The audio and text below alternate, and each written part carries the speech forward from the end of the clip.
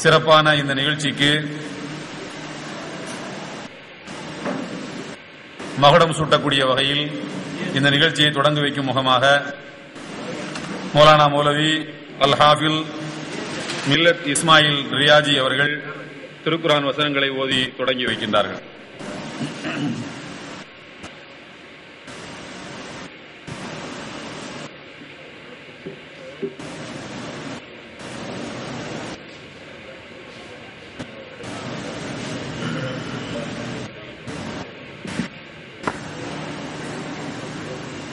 السلام عليكم ورحمة الله تعالى وبركاته. أعوذ بالله من الشيطان الرجيم.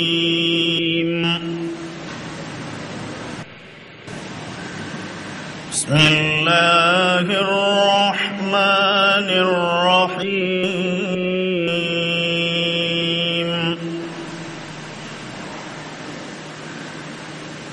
حميم.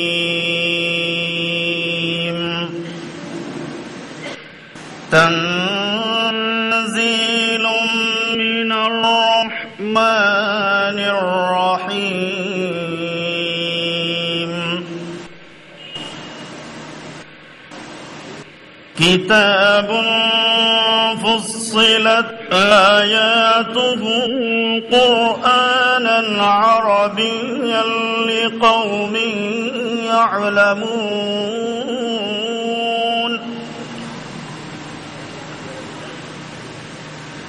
بشيرا ونذيرا.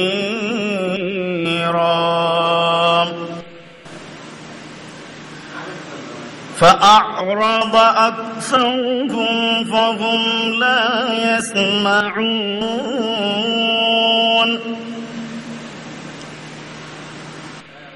وقالوا قلوبنا في أكنة مما تدعونا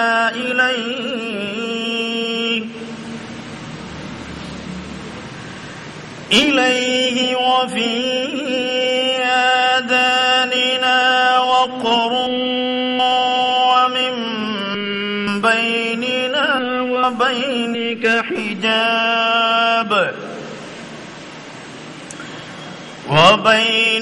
حجاب فاعمل إننا عاملون.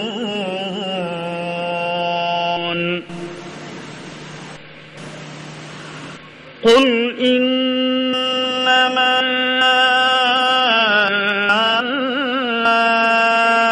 أنا بشر مثلكم يوحى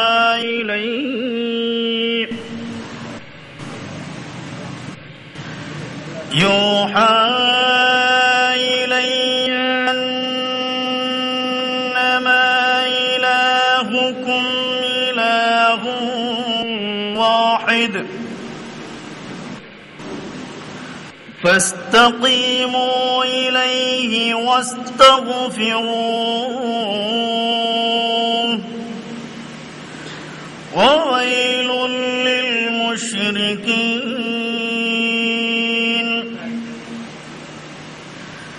الذين لا يؤتون الزكاة وهم بالآخرة هم كافرون.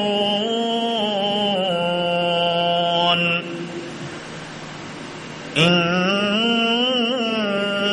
الذين آمنوا وعملوا الصالحات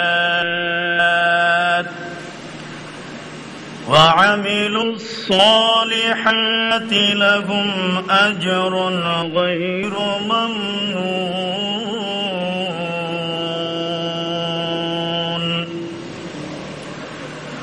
அளவற்ற அருளாளனும் நிகரற்ற அன்புடையவனுமாகிய அல்லாஹ்வின் திருப்பெயரால் ஆரம்பம் செய்கின்றேன். ஹாமீம். இது அளவற்ற அருளாளன் மிக கிருபையோடும் இருந்து இறக்கி வைக்கப்பட்டுள்ளதாகும். இது வேதமாகும். அறிந்து கொள்ளும் கூட்டத்தினருக்காக அரபியிலான குர்ஆனாக இதனுடைய வசனங்கள் தெளிவுபடுத்தப்பட்டுள்ளன. நற்செய்தி அறிவிப்பதாகவும் அச்சமூட்டி எச்சரிப்பதாகவும் அருளப்பட்டுள்ளது. ஆனால் அவர்களில் மிகுதமானோர் புறக்கணித்து விட்டனர். அதனை அவர்கள் செவியேற்கவும் மாட்டார்கள். மேலும் எதன்பால் எங்களை நீர் அழைக்கிறீரோ அதனை ஏற்பதை விட்டும் எங்களுடைய இதயங்கள் உறையினுள் இருக்கின்றன. எங்களுடைய காதுகளில் அடைப்பு இருக்கிறது. எங்களுக்கும் உமக்குமிடையே கருத்து மாற்றம் எனும் திரை இருக்கிறது. எனவே நீர் உம்முடைய வேலையை செய்து கொண்டிரும். நிச்சயமாக நாங்களும் எங்களுடைய வேலையை செய்வோராக இருக்கிறோம் என்று அவர்கள் கூறினார்கள். ஸதகல்லாஹுல் அலீம். அல்லாஹ் உண்மைப்படுத்திவிட்டார்.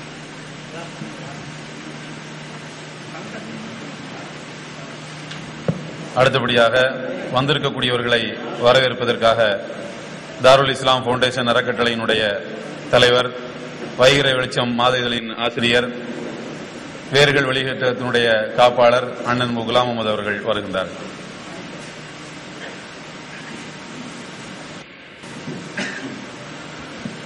அவுது பில்லாஹி மினஷ் ஷைத்தானிர் ரஜீம். பிஸ்மில்லாஹிர் ரஹ்மானிர் ரஹீம். புகழும் புகழ்ச்சியும் அல்லாஹ் ஒருவனுக்கே சொந்தம். சாந்தியும் சமாதானமும் எம்பெருமானார் ஸல்லல்லாஹு அலைஹி வஸல்லம் அவர்கள் மீதும், உற்றார் உறவினர்கள் மீதும், கிளைஞர்கள் மீதும், குளிமை இருக்கின்ற எண்ணருமை சகோதரர்கள் மீதும், மேடையிலே வீட்டிருக்கின்ற அன்பு சகோதரர்கள் மீதும் உண்டாவதாக. அன்பார்ந்த சகோதரர்களே, கடந்த 32 ஆண்டு காலமாக இஸ்லாத்தை பட்டி தொட்டிகளெல்லாம் கொண்டு செல்லுகின்ற ஒரு பெரும் பொறுப்பை நாங்கள் செய்து கொண்டிருக்கிறோம். அல்லாஹ்வுடைய மிகப்பெரிய கருணையினால் அது இப்பொழுதும் தொடர்ந்து கொண்டிருக்கிறது. அந்த நிகழ்ச்சியிலே ஒரு முத்தாய்ப்பாக பல்வேறு முக்கியமான சகோதரர்களுக்கு அல்லாஹ் ஹிதாயத்தை வழங்கி அந்த மக்கள் மூலம் இன்னும் ஏராளமான சகோதரர்களுக்கு தன்னுடைய ஹிதாயத்தை வழங்கி வருகின்றார். அல்ஹம்துலில்லாஹ், அல்லாஹ்வுக்கே எல்லா புகழும். இந்த நிகழ்ச்சி ஒரு நீதிபதியின் நூல் வெளியீட்டு விழா. அந்த நூலின் தலைப்பு ஒரு நீதிபதியின் விடுதலை முழக்கம் என்பதாக நாங்கள் வைத்திருக்கிறோம். இந்த நிகழ்ச்சி மிகவும் முக்கியத்துவம் பெறுவதற்கு காரணமாக அமைந்தது, அண்மையிலே நமது உயர்நீதிமன்றத்தை சார்ந்த நீதிபதி கர்ணன் அவர்கள் தனக்கு 2009ஆம் ஆண்டு முதலே பல்வேறு விதமான ஜாதிய கொடுமைகள் தொடர்ந்து கொண்டிருக்கிறது என்பதை அவர் சொல்லவே, அதோடு அதை national commission for scheduled cost and scheduled tribes என்று சொல்லக்கூடிய அந்த ஆணையத்துக்கு ஒரு கம்ப்ளைண்டாகவும் கொடுத்து அது தொலைக்காட்சியில் எல்லாம் வந்தது, நீங்கள் பார்த்தீர்கள். அதை பற்றி எனக்கு பின்னாலே உரை நிகழ்த்தி இருக்கின்ற சகோதரர்கள் நீளமாக பேச இருக்கிறார்கள். அதனால் நான் அதில் அதிகமாக செல்ல விரும்பவில்லை. ஆகவே எந்த நிலையிலும் இஸ்லாம் தான் மக்களை விடுவிக்கும், அவர்களுக்கு மனிதத்தை வழங்கும் என்பதை எடுத்துச் சொல்லுகின்ற முகாமாக அது அமைந்தது. அதையே நாங்கள் இந்த நிகழ்ச்சியினுடைய கருப்பொருளாகவும் வைத்திருக்கிறோம். இந்த நூலின் கதாநாயகன் அன்பு சகோதரர் நீதிபதி முன்னாள் கோபாலகிருஷ்ணன், இப்பொழுது குலாம் முகமது அவர்கள் வருகை தந்திருக்கிறார்கள். சீர்காழியிலே இருந்து குடும்பத்தோடு வந்திருக்கிறார்கள். நிகழ்ச்சிக்கு மட்டுமல்ல, இஸ்லாத்துக்கும் சேர்த்துதான். ஆகவே அவர்களுடைய வருகை மிகவும் முக்கியத்துவத்தை பெறுகிறது. ஏனென்றால் பலர் தங்கள் இஸ்லாத்தை ஏற்றுக்கொள்வது ஒரு குறுகிய வட்டத்துக்குள்ளாலே நின்று விடுகிறது. மொத்த குடும்பத்தையும் கொண்டு வருவது என்பது அவருக்கு இஸ்லாத்தின் மேலுள்ள பிடிப்பு, பற்று, உறுதி இவற்றை காட்டுகிறது. அவர்களையும் அவர்களுடைய மகனார் மருத்துவக் கல்லூரியில் பேராசிரியராக பணியாற்றி வருகின்ற GM முகமது அவர்களையும் அவர்களுடைய துணைவியார் முன்னாள் பெயரை நான் சொல்ல விரும்பவில்லை, முஜிபுநிசா அவர்களும் சீர்காழியிலே இருந்து வந்து கொண்டிருக்கிறார்கள். இன்னும் சிறிது நேரத்தில் வந்து விடுவார்கள். அவர்களையும் நான் முதற்கண் உங்கள் சார்பாகவும் தாருல் இஸ்லாம் ஃபவுண்டேஷன் ட்ரஸ்டின் சார்பாகவும் வேர்கள் வெளியீட்டகத்தின் சார்பாகவும் வைகரை வாசகர்கள் வட்டத்தின் சார்பாகவும் வருக வருக என வரவேற்கிறேன். அடுத்து, இஸ்லாத்தை பிரச்சாரம் செய்வதில் தன்னுடைய வாழ்நாளை ஒப்படைத்துக் கொண்டு இந்த முதிர்ந்த வயதிலும் ஊர் ஊராக சென்று அதை பிரச்சாரம் செய்து கொண்டிருக்கின்ற அருமை அண்ணன் TM உமர் ஃபாரூக் அவர்களுடைய முன்னாள் பெயரை எல்லாம் நீங்கள் அறிவீர்கள். இனி அந்த பெயருக்கு வேலை இல்லை என்பதனால் நான் TM உமர் ஃபாரூக் என்ற அளவிலே நிறுத்திக் கொள்கிறேன். அவர்களுடைய வாழ்க்கை வரலாற்றை ஜாதி ஒழிந்தது என்ற நூல் வழியாக அவர்கள் எழுதி வந்தார்கள் என்னுடைய பத்திரிகையிலே. பிறகு அல்லாஹ்வுடைய காவலில் அது ஒரு புத்தகமாக வந்தது. ஜாதி ஒழிந்தது நூலின் இறுதி பகுதியிலே அவர் எல்லோரும் அதிர்ச்சி தரக்கூடிய ஒரு செய்தியை ஆரவாரம் இல்லாமல் மெத்த அடக்கத்தோடு சொல்லியிருந்தார்கள். அந்த 52 வாரங்களாக தொடர்ந்து எழுதிய அந்த தொடரின் கடைசியில் மிக சாதாரணமாக என்னுடைய ஜாதி ஒழிந்தது, நான் இஸ்லாத்தை ஏற்றுக்கொண்டேன் என்று சொல்லியிருந்தார்கள். ஒரு செய்தியை உங்களுக்கு சொல்ல வேண்டும் என்று சொன்னால், தொடரை டைப் அடித்துக் கொண்டிருந்த DTP ஆபரேட்டர் அண்ணனுடைய கட்டுரை இன்னும் வரவில்லை என்று சொன்னார். நான் சொன்னேன், அண்ணனுடைய கட்டுரை உன்னுடைய மேசையிலே இருக்கிறது, அதை பார்த்து டைப் பண்ணு என்று. வந்து விட்டதை டைப் பண்ணுகிறேன் என்று சொன்னான். அவனிடத்தில் எந்த சலனத்தையும் காணவில்லை. அவனிடம் கேட்டேன், அந்த கட்டுரையை நீ பார்த்தாயா என்று கேட்டேன். ஆமா. கடைசி வரிகளை படித்தாயா என்று கேட்டேன். இல்லையே என்று சொல்லிவிட்டு படித்து விட்டு பொங்கி எழுந்தான்.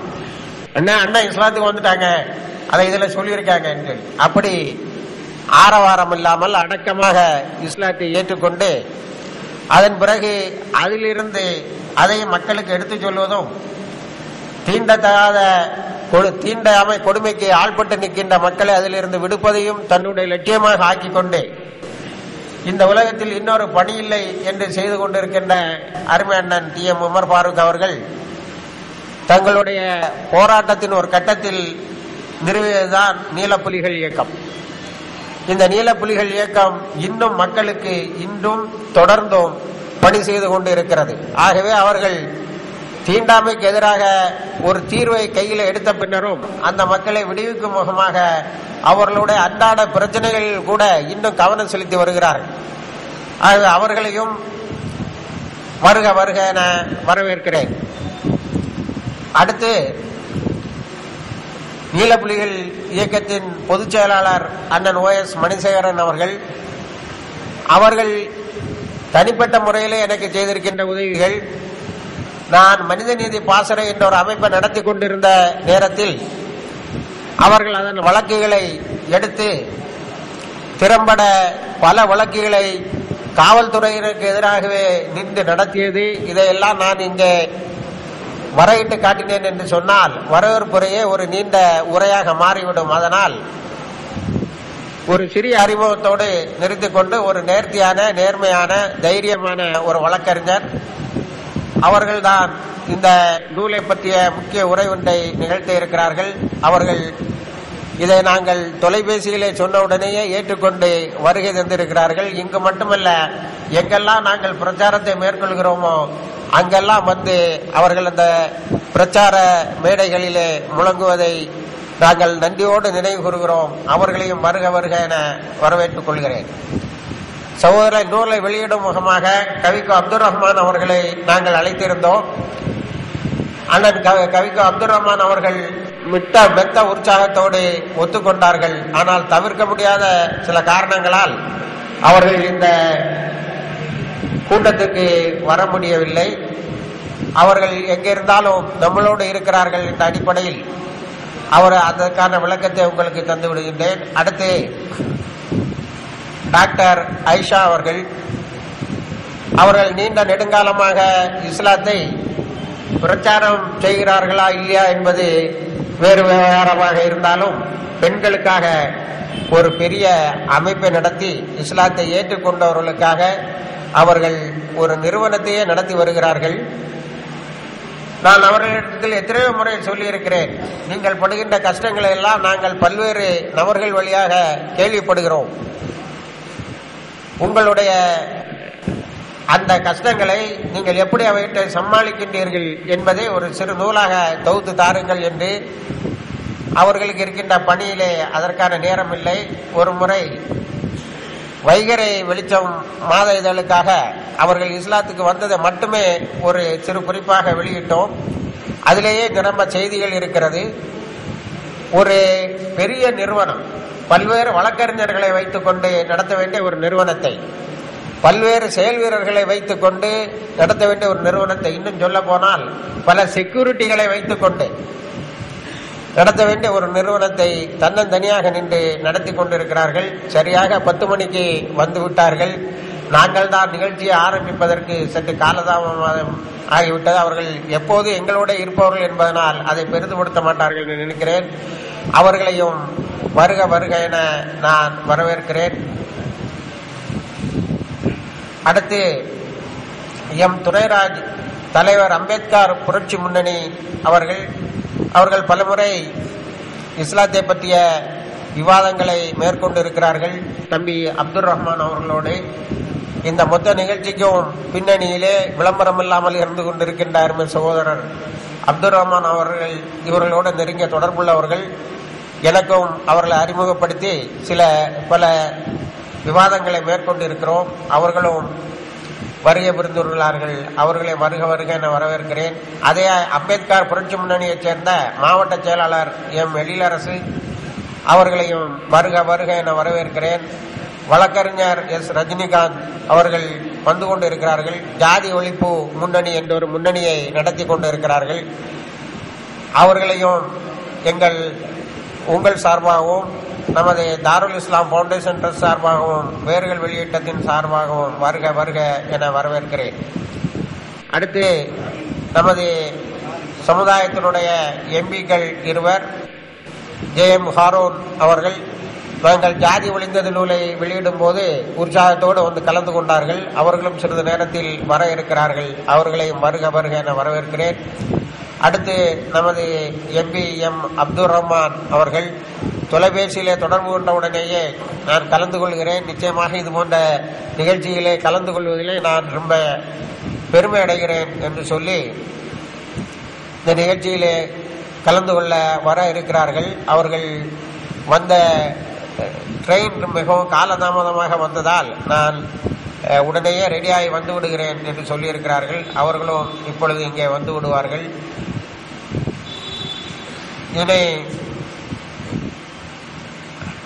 இந்த நிகழ்ச்சிக்கு தலைமை தாங்குகின்ற கே.எம். இலியாஸ் ராஜா அவர்களை தனியாக வரவேற்க வேண்டும் என்றில்லை.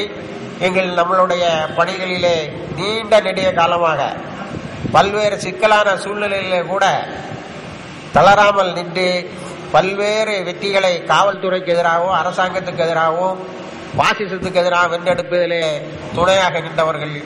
அவர்களையும் வருக வருக என வரவேற்கிறேன். இது அல்லாமல் நமது கீழே இருக்கின்ற ஆடியன்ஸாக பார்வையாளர்களாக கேட்டுக்கொண்டிருப்பவர்களாக இருப்பதிலே பல முக்கியமானவர்கள் இருக்கின்றார்கள்.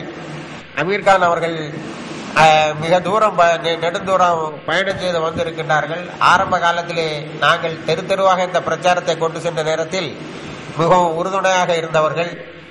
அதே போல சிக்கல் நாயக்கன் பேட்டையில் இருந்து நமது சக்கரியா பாய் அவர்கள் வந்திருக்கிறார்கள். கழிந்த 30 ஆண்டு காலமாக காற்றிலும் மழையிலும் புயலிலும் வெயிலிலும் எங்களோடையே இருந்து தன்னுடைய தள்ளாத வயது வரை இந்த பிரச்சாரத்தை செய்து கொண்டிருந்தவர்கள். அவர்களும் வருகை தந்திருக்கிறார்கள். நாங்கள் அதிலே அவர்களுடைய வரவேற்பதில் பெருமை அடைகிறோம். ஸோ அவர்கள் இதில் ஏதேனும் விட்டு போயிருந்தால் நீங்கள் மன்னித்துக் கொள்வீர்கள் என்ற அடிப்படையில் என்னுடைய வரவேற்புரையை இன்ஷா அல்லாஹ் நிறைவு செய்கிறேன். மேற்கொண்டு அடுத்தடுத்த நிகழ்ச்சிகளுக்கு போவோம். வாஹிர் தவானா அல்ஹம்துலில்லாஹி ரப்பில் ஆலமீன். ஒரு அறிமுக உரை ஆற்றுவதற்காக TM உமர் ஃபாரூக் அண்ணன் அவர்கள் வருகின்றார்கள்.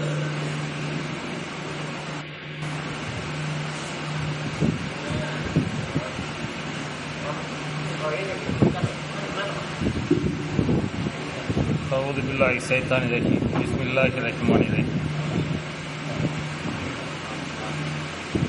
அன்பான சகோதரர்களே, அல்லாஹ்வின் நல்லடியார்களே,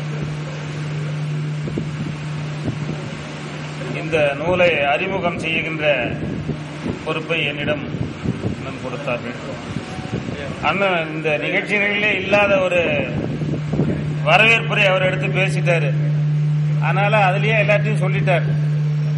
எல்லாரையும் வரவேற்க வேண்டியதெல்லாம் என்ன விட்டு போனாலும் வருத்தப்பட மாட்டீங்க என்ன எல்லாரும். அதனால நான் ஒவ்வொருவரையும் தனித்தனியா வரவேற்று காலம் கடத்தாமல் அண்ணனுடைய வரவேற்புரையே நான் வழிமொழிந்து, அதனால கடைசியில் அண்ணன் அவர் இஷ்டப்படி பேசுவார். அதனால பேச்சு முடிஞ்சுட்டாருன்னு நினைக்க வேண்டியதில்லை. இந்த நூலை அறிமுகம் செய்வதற்கு முன்னால் இந்த நீதிபதி அவர்களை அறிமுகம் செய்யணும். அவர் முதல்ல 1986 ஒரு மாநாடு நடத்தின. சேரி மக்களை எல்லாம் கூட்டி, சேரி தலைவர்களை எல்லாம் கூட்டி, தமிழ்நாட்டில் இருக்கிற எல்லா தலைவரையும் கூட்டிருந்தேன். இன்னைக்கு யார் யார் பெரிய தலைவர்களோ அவர்களை எல்லாம் கூட்டிருந்தோம். இளையபெருமாள் காலத்தில் இருந்து அதுக்கப்புறம் இந்த ஜான் பாண்டியன், பசுபதி பாண்டியன் போன்றவங்க எல்லாம், சக்திதாசன், சேப்பன், நீங்க எல்லாம் கேள்விப்பட்ட பேர்களாகவே இருக்கும். குட்டி தலைவர்கள் உட்பட உட்கார்ந்தோம். ஒரு மிகப்பெரிய பரபரப்பை ஏற்படுத்திய மாநாடு. ஏன்னா அந்த இடத்துல தலித்துகள் மிக கடுமையா அந்த பகுதியில் போராடிக்கிட்டு வெட்டு குத்து கொலை, அதாவது ஒரு உரிமைக்கான போராட்டம். அந்த சமயத்தில் ஒன்னா நிறைய போலீஸ் பாதுகாப்புகள் இருந்துச்சு. அரசு கவனிப்புல எங்க மேல ரொம்ப கவனமா இருந்துச்சு. அப்போ சஃபாரி போட்டுக்கிட்டு நான் அழைக்காமலே ஒருத்தர் உட்கார்ந்துருந்தார்.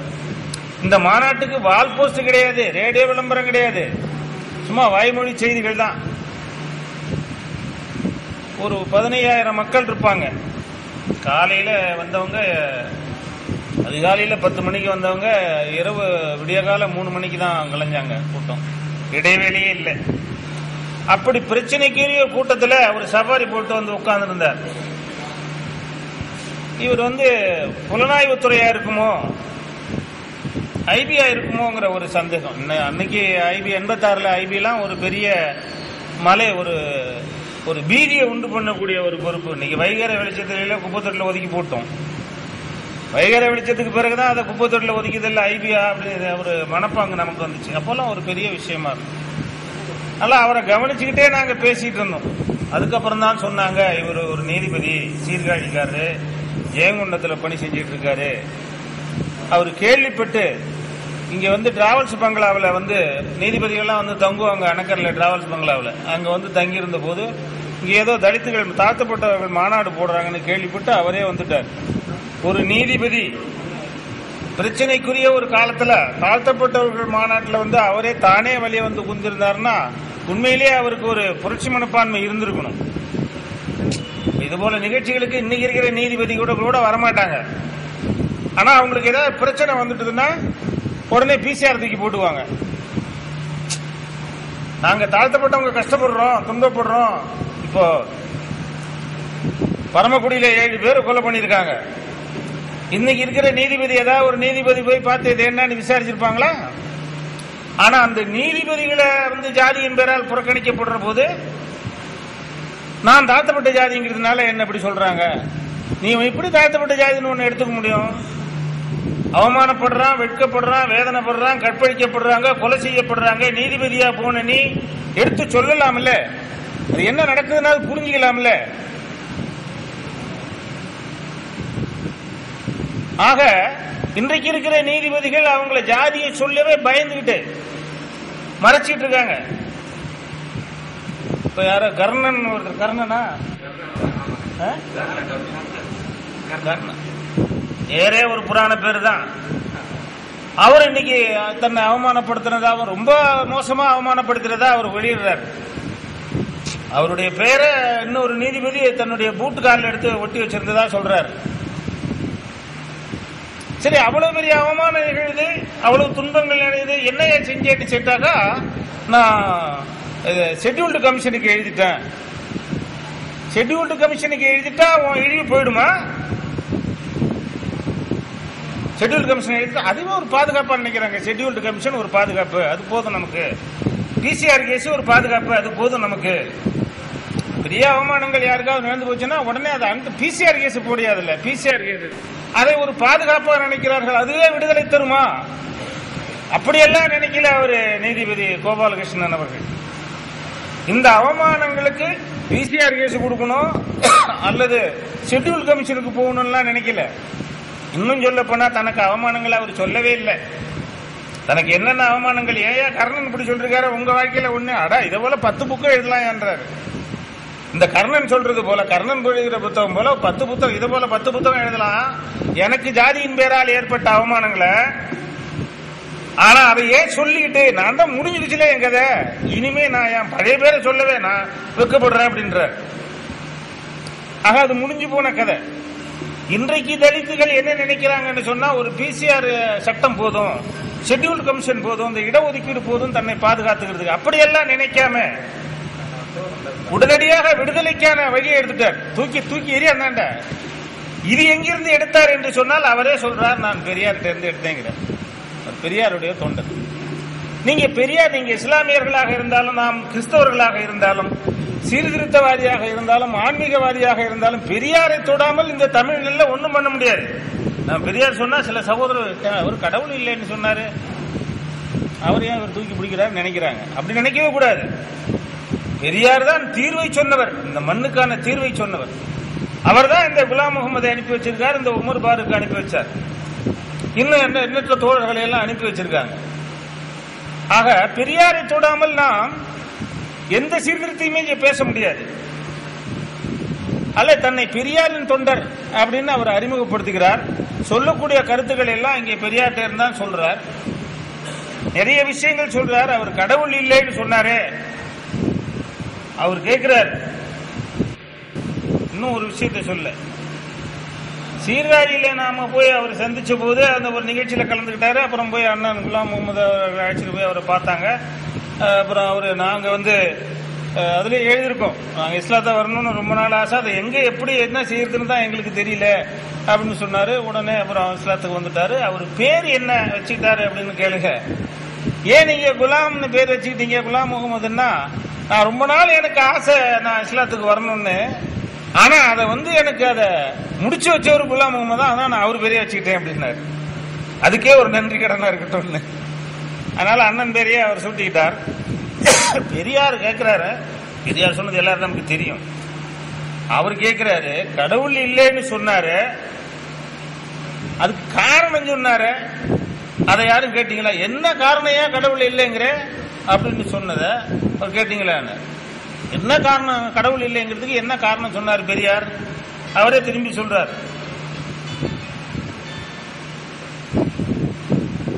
கடவுள் என்ன சொல்லுகிறது? கடவுள் சொன்னா மனிதர்களே பிள்ளை படிச்சதெல்லாம் அவரா என்ன சொன்னா சரி. ஒருத்தனை தலையில படிச்சாங்குது, ஒருத்தனை தோல்ல படிச்சாங்குது, ஒருத்தனை தொடையில படிச்சாங்குது, ஒருத்தனை காலில் படிச்சாங்கிறது, எப்படியா கடவுளா இருக்க முடியும் அப்படின்னு கேட்கிறாரு பெரியார். அதுதானே கேட்டார். இப்படி மனிதர்களில் மேலானவர்களுக்கும் கீழானவர்களும் பல்வேறு வகையாக பிரித்த கடவுள் எப்படி கடவுளாக இருக்க முடியும் தான் சொன்னாரு.